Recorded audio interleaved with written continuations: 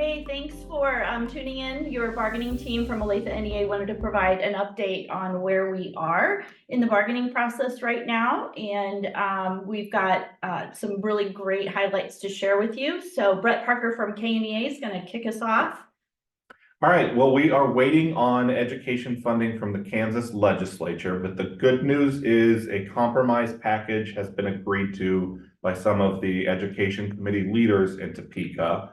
We're waiting for it to be voted on by the full House and Senate, hopefully in the next week or two. The good news is it continues fully funding schools at constitutional levels and actually provides some new money for special education.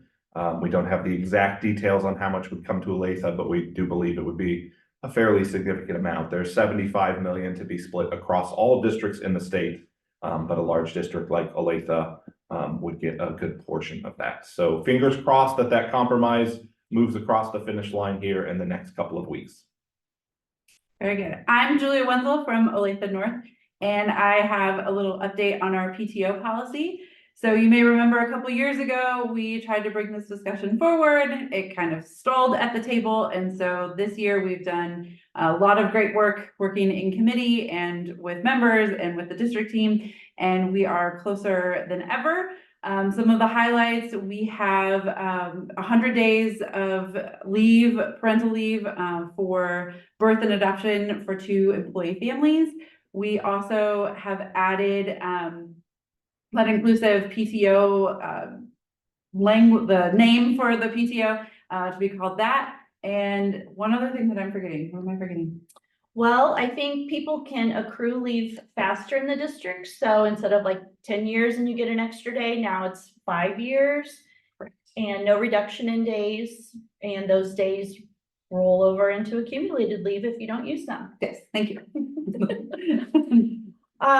One of the things that our team noticed was language about assault or injury in the workplace. And we worked with the district who brought back their workers' compensation board policy, and it's going to be amended now that educators would not need to use their personal leave at any time should they be injured at the workplace. So even though it wasn't exactly what we noticed, we felt it met our interests, and that'll be going forward to the Board of Education. Well, we know obviously pay is a big piece that is still missing from the puzzle. We have agreed to some structural conversations around the salary schedule. One is a clarification that, generally speaking, new hires will not be placed ahead of someone with comparable experience that already exists in Olathe. And the other is taking the practice that already happens of when someone moves to the master's column, they kind of get their credit readjusted to where they're in the right place, putting that in writing so that it's not just a process that someone in HR remembers to do, but that it's something that we've all agreed to and is a part of our agreement. Another thing that we worked on with our negotiated agreement is just like we want all of our students to feel seen and heard in our classrooms, we want to make sure all of our employees are seen and heard in our language. So we're working on cleaning up some language, for example, changing brothers and sisters to siblings, just to make sure that all of our employees felt like they belong here in Olathe.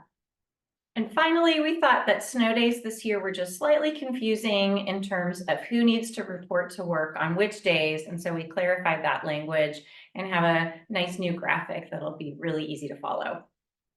So thanks for tuning in. Our next professional council meeting is Tuesday, April 30th, 4 o'clock at the Education Center. And remember, our meetings are open. You're welcome to come and go for any amount of time of the meeting. We hope to have an update on elementary scheduling document, and if the legislature gets to work, we probably will be able to begin talking compensation. I am Jenny Wahanick, and I'm a special education teacher in Olathe and a member of ONEA. And I had a really great experience with ONEA pretty soon after I joined.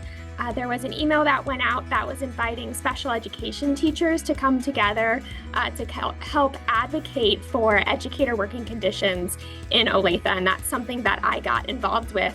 And we were able to, as a team, hear educator voices from all over the district and kind of figure out main points that seem to be issues that we would like to work on together.